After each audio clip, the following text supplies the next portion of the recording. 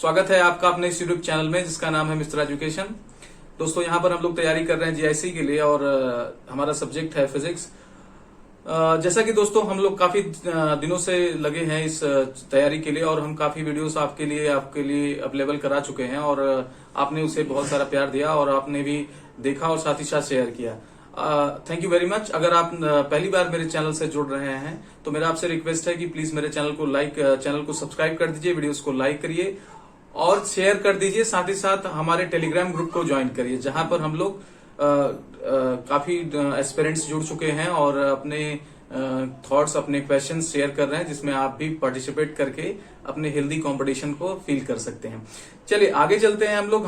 पिछला वीडियो हमारा Zeeman effect पर था। जीमान इफेक्ट का हम लोगों ने पिछले वीडियो में इंट्रोडक्शन दिया और टाइप्स ऑफ जीमान इफेक्ट के बारे में जाना। Normal Zeeman effect, anomalous Zeeman effect, एक तीसरा टाइप होता है पार्शियल बैक इफेक्ट। हम इसको आपको लास्ट में बताएंगे क्योंकि इसमें थोड़ा सा हटके कॉन्सेप्ट है। पहले normal Zeeman effect, anomalous Zeeman effect की पहले तो आज नॉर्मल जीमान इफेक्ट के बारे में समझते हैं कि कैसे हम लोग पहचानेंगे कि ये नॉर्मल जीमान इफेक्ट है और फिर एनॉर्मलस के बारे में जानेंगे। तो जो लोग आज इस वीडियो को पहली बार देख रहे हैं कि मेरा उनसे रिक्वेस्ट है कि प्लीज आप जाके इस जीमान इफेक्ट का इससे जस्ट पहले वाला वीडियो देखिए। मैं नीचे लिंक प्रोवाइड करा रहा हूं, आप वहां से जाके नॉर्मल जीमान इफेक्ट पर वीडियो देख सकते हैं। देखिए एक बार जब जीमान इफेक्ट पर वीडियो देख सकते हैं, जब आप पीछे बैकग्राउंड क्लियर रहेगा तो ये चीजें क्लियर रहेंगी। अच्छा, यहाँ ध्यान देने योग्य बात है कि मैं बहुत डिस्क्रिप्टिव मतलब डेरिवेशन पे नहीं जाऊंगा, आपको चीजें सारी बता दूंगा, लेकिन हमें जो यहाँ पर अभी ध्यान देना है वो ध्यान देना है प्री के लिए। तो हम बहुत ही क्या करेंगे, कॉम्पैक्ट फॉर्म में आपको कंप्लीट इन्फॉर्मेशन प्रोवाइड कराएंगे। चलिए आज देखिए, आज का जो टॉपिक है वो है normal Zeeman effect. Simple Zeeman effect क्या है भाई? अगर हम क्या करें, स्पेक्ट्रल लाइंस को रेडिएशन को या रेडिएशन सोर्स को हम मैग्नेटिक फील्ड से गुजारें तो लेवल्स क्या हो जाती है, स्प्लिट हो जाती हैं। इसका क्या मतलब हुआ? इसका ये मतलब हुआ जैसे मान लीजिए ये कि कोई रेडिएशन पास हो रही है, पहले ये क्या है, हमारी ऐसी सोर्स से निकल रही है जो मैग्नेटिक फील्ड में नहीं रखा गया, लेकिन जब इसी को मैग्नेटिक फील्ड में रखते हैं then we observe that the given line is spread into 2 lines, 3 lines, more lines। अभी हम इसके बारे में डिस्कस करेंगे कौन कितने लाइन में क्या होगा, डिवाइड होगा। तो ऐसा क्यों हो रहा है भाई? आप ये देखिए, एक ही लेवल 2-3 पार्ट में क्या हो रहा है, डिवाइड हो जा रहा है। इसका क्या मतलब है? इसका मतलब है कि इसमें डीजेनरेसी है। डीजेनरेसी मतलब बहुत सारे लेवल्स के सेम एनर्जी है, यानी 2 लेवल या 2 से अधिक लेवल्स की अगर एनर्जी सेम हो जाती है तो उनको बोलते हैं डीजेनरेट स्टेट्स।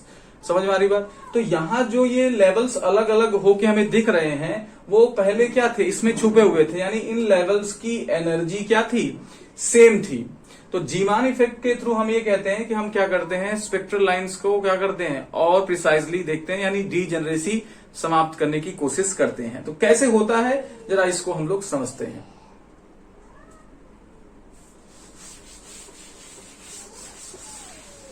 देखिए पहले तो जीमान इफेक्ट को समझाने के क्या है, कितनी थियरीज हैं उनकी बात करते हैं। तो अलग अलग थियरी से जीमान इफेक्ट को एक्सप्लेन किया गया।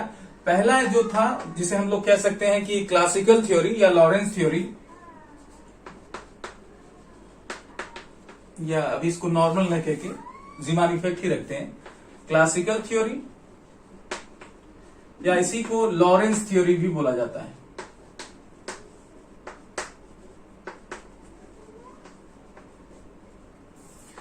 ठीक है। दूसरी थियरी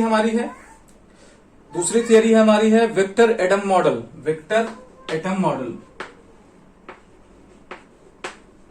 यानी जीमान इफेक्ट को समझाने के लिए कि नॉर्मल होगा कि एनॉर्मलस होगा कि पार्शियल बैक होगा, उसको समझाने के लिए ये अलग अलग मॉडल्स दिए गए। सबसे पहले क्लासिकल थ्योरी मॉडल दिया गया जो लॉरेंस ने दिया था, इसलिए लॉरेंस थ्योरी भी बोला जाता है। दूसरा है विक्टर एटम मॉडल या इसे सेमी क्लासिकल और सेमी क्लासिकल मॉडल भी बोला जाता है। Semi classical theory of Zeeman effect, theory of Zeeman effect. तो जीमान इफेक्ट से रिलेटेड थियरी पढ़ रहे हैं तो हमें अंडरस्टूड होगा।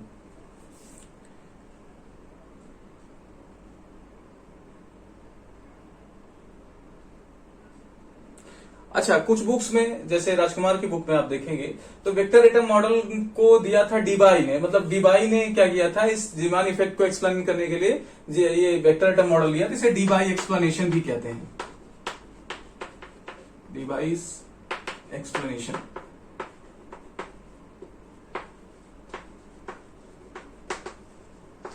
फिर थर्ड नंबर पे आता है हमारा quantum theory.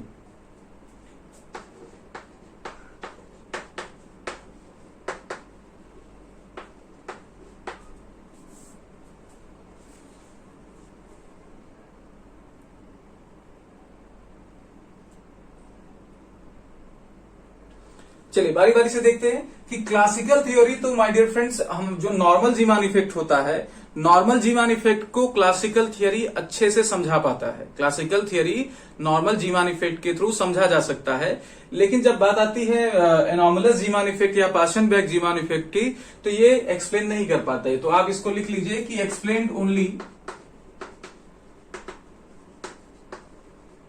Normal Zeeman effect. अगर आपके एग्जाम में, मान लीजिए एग्जाम में पूछ ही लिया कि कौन सी थियरी किसको एक्सप्लेन करती है, तो नॉर्मल जीमान इफेक्ट कंप्लीट कर लीजिएगा। नॉर्मल जीमान, जे ई लिख रहा हूं मैं, जेडी मतलब नॉर्मल जीमान इफेक्ट को ये एक्सप्लेन करता है। एंड एनॉमलस और पार्शनबेक जीमान इफेक्ट जो होते हैं वो क्लासिकल थ्योरी से एक्सप्लेन नहीं किए जा सके। दूसरे नंबर पे जो थियरी है वो हमारा है वेक्टर एटम मॉडल। तो वेक्टर एटम मॉडल से क्या एक्सप्लेन होता है, जरा उसको देखते हैं। इसमें आपको लिखना पड़ेगा। तो वेक्टर एटम मॉडल से क्या एक्सप्लेन होता है। माय डियर फ्रेंड्स, जो वेक्टर एटम मॉडल है वो तीनों, मतलब normal, it explains normal Zeeman effect, normal anomalous and Paschen Back Zeeman effect.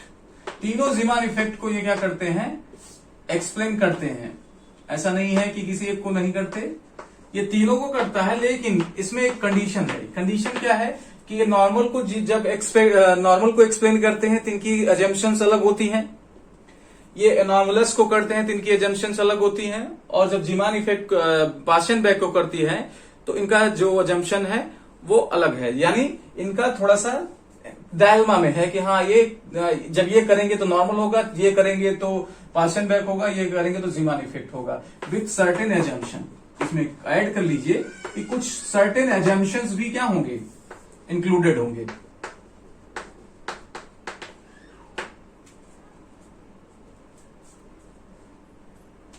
And last one, quantum theory.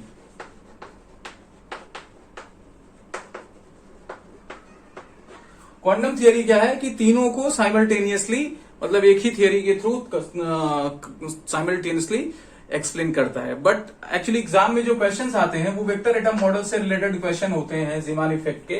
तो हम जीमान इफेक्ट का जो वेक्टर एटम मॉडल है उसको कंसीडर करते हुए इसकी क्या करेंगे, प्रैक्टिस करेंगे, और आप भी इसके बारे में जानकारी रखेंगे। But if the question is asked कि किस तरीके से ये एक्सप्लेन करता है, देन ऑलवेज याद रखिएगा कि विद सर्टेन एजम्पशंस, कुछ मतलब एक तरीके से मान्यता के साथ ये क्या करते हैं, तीनों को इफेक्ट्स को समझाने की कोशिश करते हैं। बट क्या है कि एक्सप्लेन करता है, ऐसा नहीं है।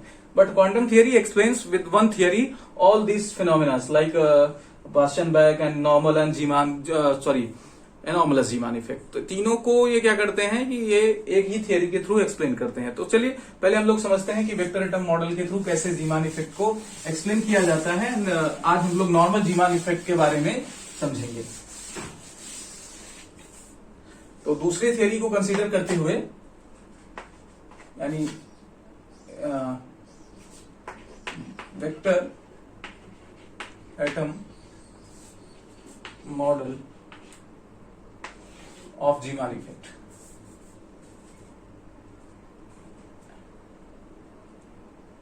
ठीक है, और नॉर्मल करते हैं, क्योंकि आज हम सिर्फ नॉर्मल की बात कर पाएंगे। Normal Zeeman effect.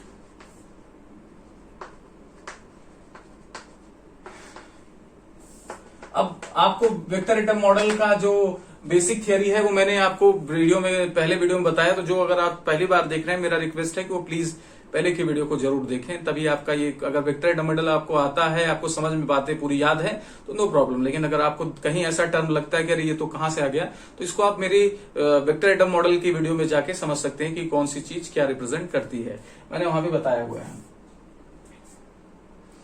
हालांकि वेक्टर एडम मॉडल पर एक वीडियो और आना है, लेकिन जो बातें मैं यहां बोल रहा हूं उसमें मेंशन है।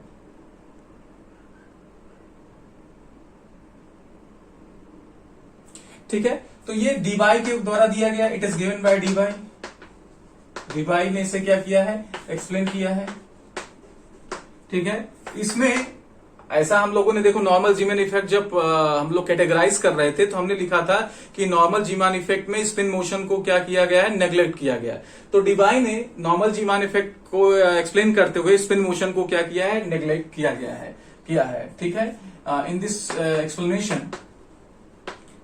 This explanation, spin motion is neglected.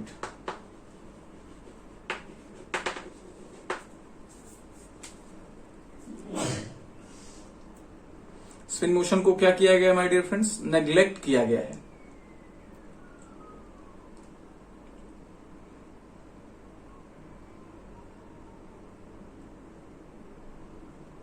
ठीक है, अब आप समझिए कि अगर किसी एटम का टोटल एंगुलर मोमेंटम की बात करें तो टोटल एंगुलर मोमेंटम दो पार्ट से मिलकर बनता है। एक आपका होता है स्पिन एंगुलर मोमेंटम, दूसरा होता है orbital angular momentum.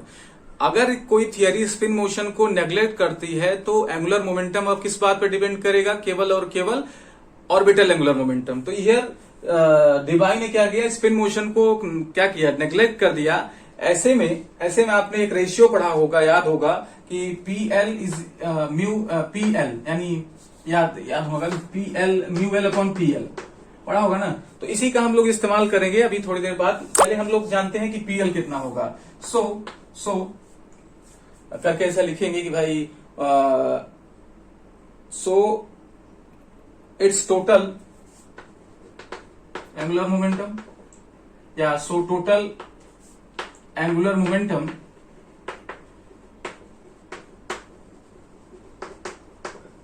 Of the atom, total angular momentum किसके इक्वल हो जाएगा, ऑर्बिटल एंगुलर मोमेंटम की।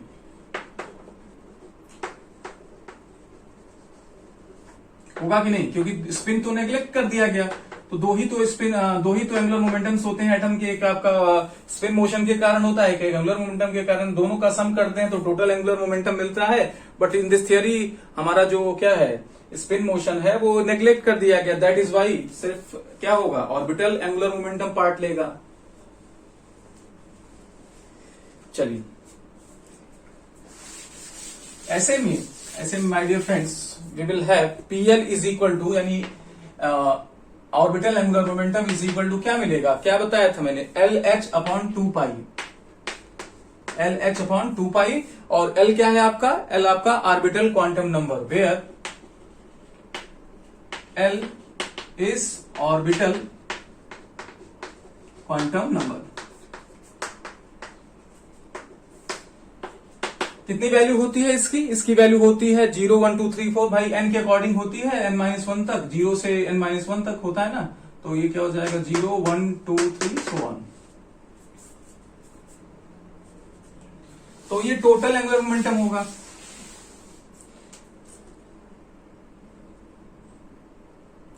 ठीक है, पहली बात, according to classical theory of atom, आपने पढ़ा होगा क्लासिकल थ्योरी ऑफ एटम,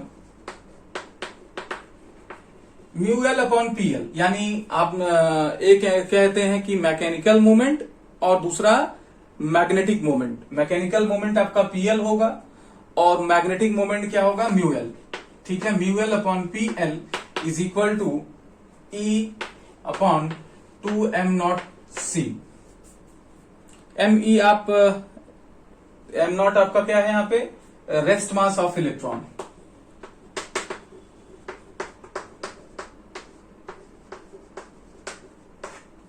ठीक है, तो ये रेशियो हमको पता है। इन दोनों इक्वेशंस का हम इस्तेमाल करेंगे, दैट इज वाई हमने इसको लिखा है 1 और 2 को। अब अगर आपने ये पढ़ा कि ऐसे एटम को हम क्या करें, पहले तो इसको मॉडिफाई कर लेते हैं, फिर नेक्स्ट कॉन्सेप्ट लगाते हैं कि पीएल की वैल्यू इसमें ले आके रख देते हैं। तो mu L is equal to क्या हो जाएगा, E/2m0C इंटू पीएल। इससे क्या हो जाएगा कि आगे की थियरी को एक्सप्लेन करने में आसानी हो।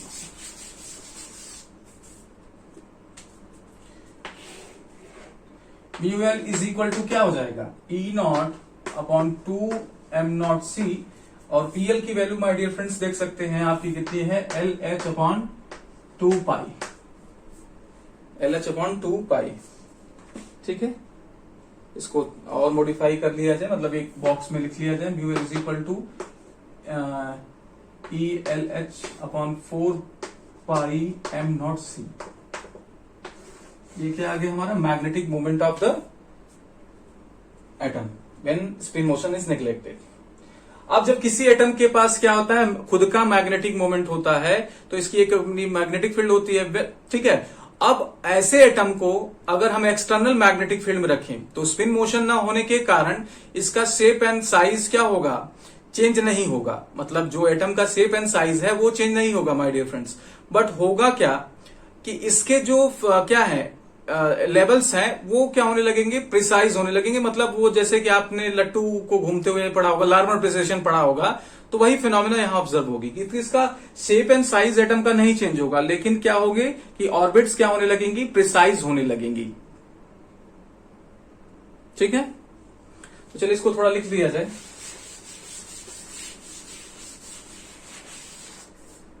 यही नीचे लिख लेते हैं कि इफ सच एटम, मतलब जिसके लिए कैलकुलेशन कर रहे हैं, such atom is placed in external magnetic field,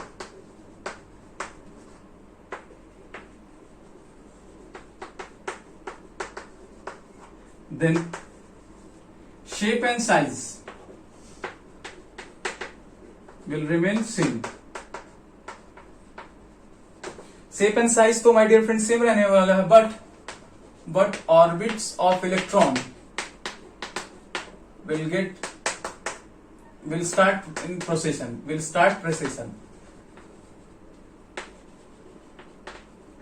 तो प्रेसेशन होने लगेगा, है ना। आपको याद होगा कि कैसे प्रेसेशन होता है ना। अगर कोई दिक्कत होगी तो आप बताइएगा, तो हम इसको करके बताएंगे। जैसे लट्टू आप देखिए क्या होता है, जब तक घूमता रहता है घूमता, लेकिन जैसे गिरने लगता है तो उसके ऑर्बिट्स क्या होने लगते हैं।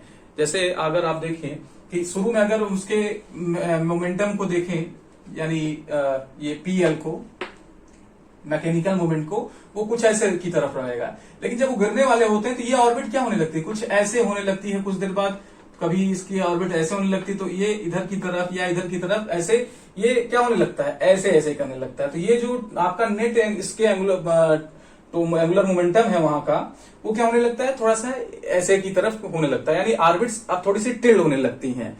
तो इस जो टिल्ड होने की प्रक्रिया है, यही क्या है, ये देखिए पहले ऐसे था वैसे हो गया, इसी को प्रेसेशन का नाम दिया जाता है। तो जब हम ऐसे एटम्स को जिसका अपना एक मैग्नेटिक मोमेंट है, मैग्नेटिक मोमेंट होने के कारण इसकी अपनी एक मैग्नेटिक फील्ड होगी, तो अगर इनको हम एक्सटर्नल मैग्नेटिक फील्ड में रखें तो माय डियर फ्रेंड्स क्या होगा ये कि इनके जो शेप एंड साइज है, यानी सर्कुलर ऑर्बिट है सर्कुलर रहेगा, डमलाकार है डमलाकार, जो भी रहेगा एसपीडीएफ, वो ऐसे के वैसे रहेंगे, बट ये प्रिसाइज होने लगेंगे, यानी इनका ओरिएंटेशन बदलने लगेगा। तो वो ओरिएंटेशन क्यों बदलेगा, ये इसके कारण बदलेगा, म्यू एल के कारण। ठीक है, और स्टार्ट प्रेसेशन। ठीक है, अब प्रेसेशन की फ्रीक्वेंसी क्या होगी, फ्रीक्वेंसी मतलब ऐसे ऐसे ये क्या हो रहा है, इसमें कितनी चेंजेस होगी, इसको किसने फाइंड किया, लार्मर ने फाइंड किया। According to Larmor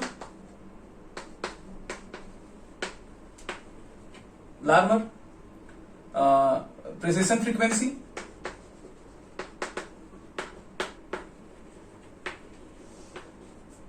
delta omega L is equal to field times into जो रेस क्या होता है, फील्ड मतलब जो मैग्नेटिक फील्ड लगाया गया। तो सपोज मैग्नेटिक फील्ड एच लगाया गया और इसका जो म्यू एल अपॉन पीएल का रेशियो है इसके इक्वल होगा।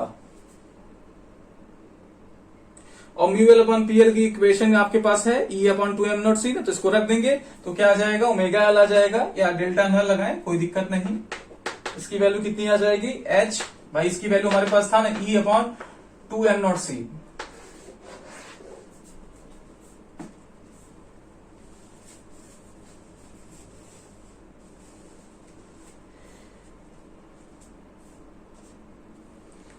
तो ये आ गया हमारा क्या, लार्मर प्रेसिजन की फ्रीक्वेंसी।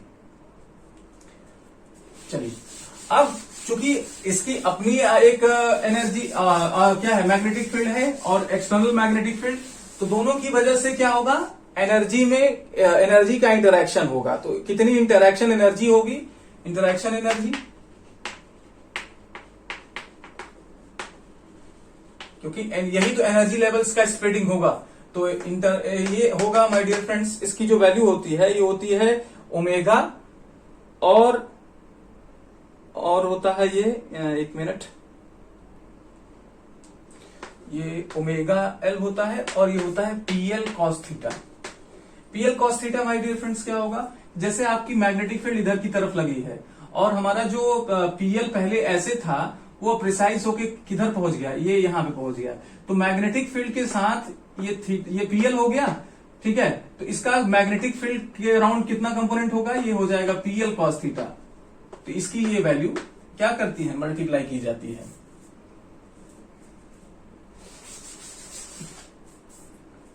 चलिए हमारे पास ओमेगा की वैल्यू है, रख दिया जाए, क्या आ जाएगा, ई एच अपॉन 2m0c रख देंगे और सॉल्व कर देंगे तो क्या आ जाएगा, ये ई 2m0c into PL cos theta, तो एज इट इज रहेगा। पीएल की वैल्यू कितनी है, एल एच अपॉन 2, इक्वेशन 1 से। देखिए बहुत गर्मी है, इस वजह से मैं वीडियो के सामने बार बार नहीं आ रहा हूं, क्योंकि मैं पसीने से एकदम लथपथ हूं। मेरा फैन बहुत स्पीड में चलता है, आवाज बहुत आती है, इस वजह से करता हूं इसको। अब हम देखिए एल इसको इसके साथ ले रहे हैं और बाकी चीजों को एक तरफ ले रहे हैं। ये गलत लिख रहा हूं मैं, क्या, 2 पाई। तो ये हो जाएगा ई एच अपॉन 4 पाई m0c और ये एल कॉस थीटा।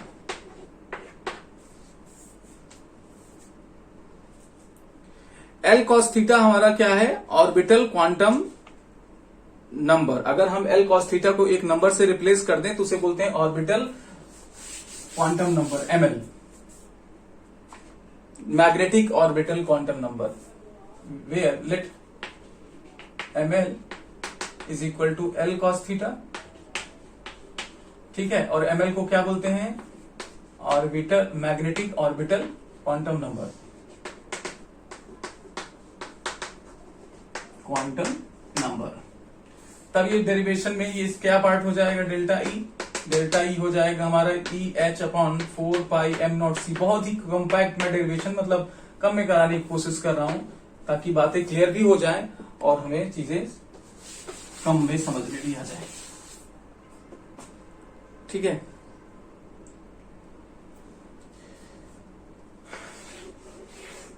ये हमारा एनर्जी, इंटरैक्शन एनर्जी का एक्सप्रेशन आया, इंटरैक्शन एनर्जी का एक्सप्रेशन आया, यानी जो मैग्नेटिक फील्ड में रखने के कारण प्रेसेशन हुआ, उसके कारण जो एनर्जी का क्या हुआ, एक्सप्रेशन आया, वो ये आया। अब देखिए एमएल की जो वैल्यू होती है, एमएल वैल्यूज ऑफ एमएल क्या होता है भाई, ये तो आपकी फिक्स्ड वैल्यू है। अब डेल्टा ई में मतलब एनर्जी में परिवर्तन होगा, अलग अलग लेवल्स में एनर्जी में जो परिवर्तन होगा उसका कारण क्या है, उसका कारण है ML, value of ML. ML की value my dear friends -L से +L तक जाएगा। जैसे मैंने आपको L की वैल्यू -3 दे दी, तो ये क्या हो जाएगा, -3, -2, -1, फिर 0, फिर उसके बाद 1, 2, 3, इस तरीके से -L से +L तक इसकी वैल्यू होगी। तो टोटल वैल्यू कितनी हो जाएगी, टोटल एमएल वैल्यूज कितनी होगी भाई, 2L + 1। यानी अगर L की वैल्यू 2 दे दिया जाए तो कितने लेवल्स मिलेंगे, 5। अगर L की वैल्यू 4 दे दिया जाए तो 2 चौके 8, 1 9 मिलेगा। यानी इस तरीके से इतने लेवल्स में क्या होगा, स्प्लिटिंग होगी, मतलब इतने लेवल्स प्रेसिशन में क्रिएट हो जाएंगे। चलिए प्रेसिशन में इतने लेवल्स क्रिएट हुए, ये बात हमको समझ में आ गई। लेकिन जो एनर्जी एमिट होगी वो क्या होगा, वो इलेक्ट्रॉनिक ट्रांजिशन से होगी।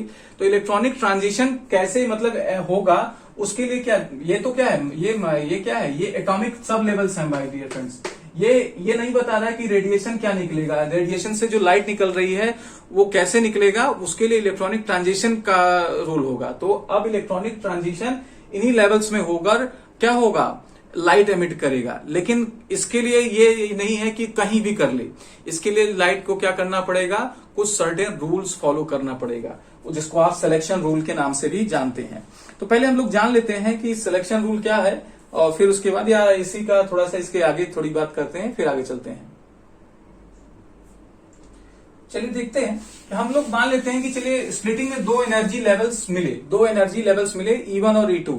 तो E1 कैसे होगा, E1 तो भाई एक अपनी इसकी ओरिजिनल एनर्जी प्लस इसके कारण क्या होगा, एक जो आपका ये वाला टर्म है ML के कारण, डेल्टा ML के कारण, इसे डेल्टा ई में लिख रहा हूं, इंटरेक्शन एनर्जी। तो E1 का क्या हश्र होगा, E1 का भाई हश्र ये होगा कि ML की एक वैल्यू मिलेगी, जिसे आप ML1 ले लीजिए, मतलब एक एटम के लिए ML1 ले लीजिए एक लेवल के लिए, और ये एनर्जी EH/2m 4πm0c रहेगा ही रहेगा। इसी तरीके से दूसरा ले लीजिए E1, दूसरे किसी एनर्जी लेवल की बात कर लीजिए, तो E2 की एनर्जी आ गया प्लस डेल्टा ई मतलब डायरेक्ट लिख दे रहा हूं मैं, डेल्टा ई की जगह हम लोग ML2 लिख दे रहे हैं कि दो लेवल्स भाई डिवाइड हो रहे हैं, तो ML की दो वैल्यूज होंगी ना, इसीलिए एक कैलकुलेशन की बेस पे समझ में आ जाएगा कैसे हो रहा है। तो अगर हम देखें इन दोनों का डिफरेंस देखें, E1 माइनस E2 करें, तो कितने का रेडिएशन एमिट होगा वो जानना चाह रहे हैं। एनर्जी लेवल्स मिल गए, अब एनर्जी लेवल्स में ही क्या होगा, इलेक्ट्रॉनिक ट्रांजिशन होगा।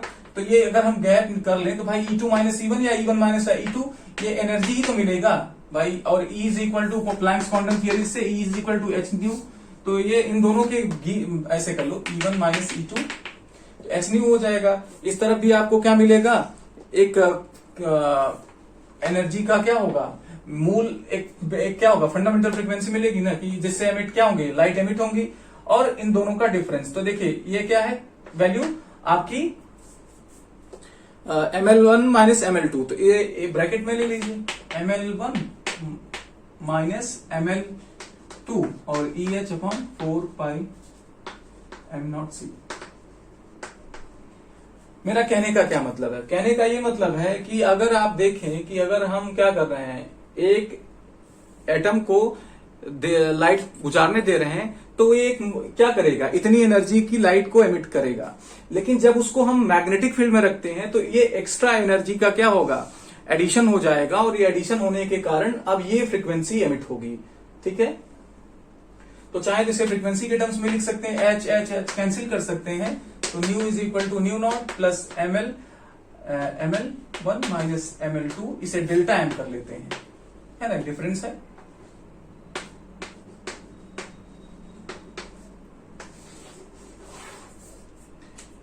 ये नॉर्मल जीमान इफेक्ट में फ्रीक्वेंसी एमिशन है।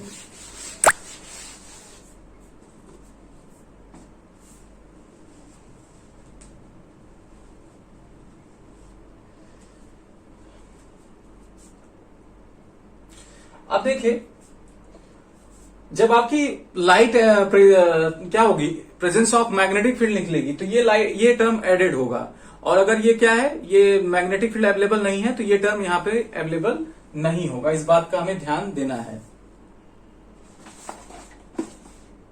ठीक है, यहां पे माय डियर फ्रेंड्स, मतलब डेल्टा एम की वैल्यू रैंडम नहीं होगी, इसके लिए हमें सिलेक्शन रूल को फॉलो करना होगा।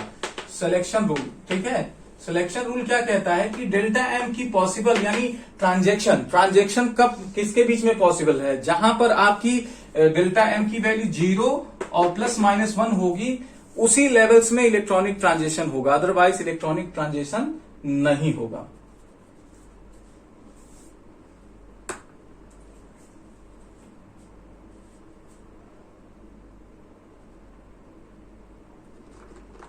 ठीक है, तो ये हमने जाना कि कितने ट्रांजिशन लेवल्स होंगे। तो अगर हम क्या करें, ध्यान से देखें, जब 0 प्लेस कर देंगे तो ये टर्म कैंसिल हो जाएगा, जब +1 रखेंगे तो यहां पे प्लस हुआ होगा, और माइनस होगा जब यहां पे, तो यहां पे माइनस कर देंगे, तो ये 3 लेवल्स आपको मिलेंगे। 3 लेवल्स में अगर हम +1 की बात करें, फॉर +1 तो न्यू इज इक्वल टू क्या मिल जाएगा, nu naught plus delta M की वैल्यू 1 ले रहे हैं, E upon 4 pi M naught C. For 0 जब लेंगे तो 0 जब पुट कर देंगे तो ये टर्म क्या हो जाएगा, 0 हो जाएगा, यानी एक आपको फंडामेंटल मेन फ्रीक्वेंसी मिलेगी जिसके अबाउट ये स्प्लिटिंग हो रही है। और जब फॉर -1 की बात करेंगे, m की वैल्यू -1 ले लेंगे तो यहाँ पे -1 आ जाएगा, तब आपकी फ्रीक्वेंसी जो एमिट होगी वो क्या होगी, ये लाइट की वो ये हो जाएगी। तो यहां से हम कंक्लूजन में क्या पहुंच रहे हैं कि नॉर्मल जीवान इफेक्ट में ट्रांजिशंस तो होंगे, लेकिन ट्रांजिशन की वजह से जो क्या होगा, फ्रीक्वेंसी एमिट होगी, लाइट की फ्रीक्वेंसी एमिट होगी, उसमें 3 फ्रीक्वेंसीज ऐड होंगी, ये होंगी, एक ये होगा और ये होगा। यानी नॉर्मल जीवान इफेक्ट में लाइट का जो स्प्रेडिंग होता है वो 3 पार्ट में होता है, 3 पार्ट में होता है। ये आज के कैलकुलेशन से पता लगता है, ठीक है। तो अगली क्लास में हम मिलेंगे तो नॉर्मल जीवान इफेक्ट और एनोमलस जीवान इफेक्ट को खत्म करते हुए हम क्वेश्चन समझेंगे कि कौन सा नॉर्मल जीवान इफेक्ट है, कौन सा एनोमलस जीवान इफेक्ट है, और भी जो रिलेटेड क्वेश्चंस हैं वो भी हो जाएंगे। ये पूरा सिलेबस अगर आप जीवान इफेक्ट का देखते हैं तो आप गेट तक के क्वेश्चन को अटेम्प्ट कर पाएंगे। चलिए आज के लिए इतना ही, उम्मीद करता हूं आपको वीडियोस पसंद आ रही है फ्रेंड्स, तो प्लीज आप मेरे चैनल को सब्सक्राइब कर दीजिए। मेरे चैनल पे क्लास 9, 10th और 11th, 12th की भी फिजिक्स अवेलेबल है और बहुत बेसिक लेवल पे अवेलेबल है। तो अगर आपके बच्चे, अगर आपके फ्रेंड्स या आपके आसपास कोई ऐसा बच्चा है जो देखना चाहता है तो उसे आप प्लीज एक बार बताएं कि प्लीज आप मेरे चैनल को एक बार देख लीजिए, और जो भी आपका मतलब अगर समझ में आए तो ठीक है, अदरवाइज कोई बात नहीं, अगर समझ में आता है तो प्लीज कंटिन्यू करें। तो चलता हूं दोस्तों, आज के लिए इतना ही। प्लीज मेरे चैनल को सब्सक्राइब कर दीजिए और शेयर जितना ज्यादा से ज्यादा है कर दीजिए, और हम आपके लिए इसी तरीके से वीडियोस लाते रहेंगे। Thank you very much.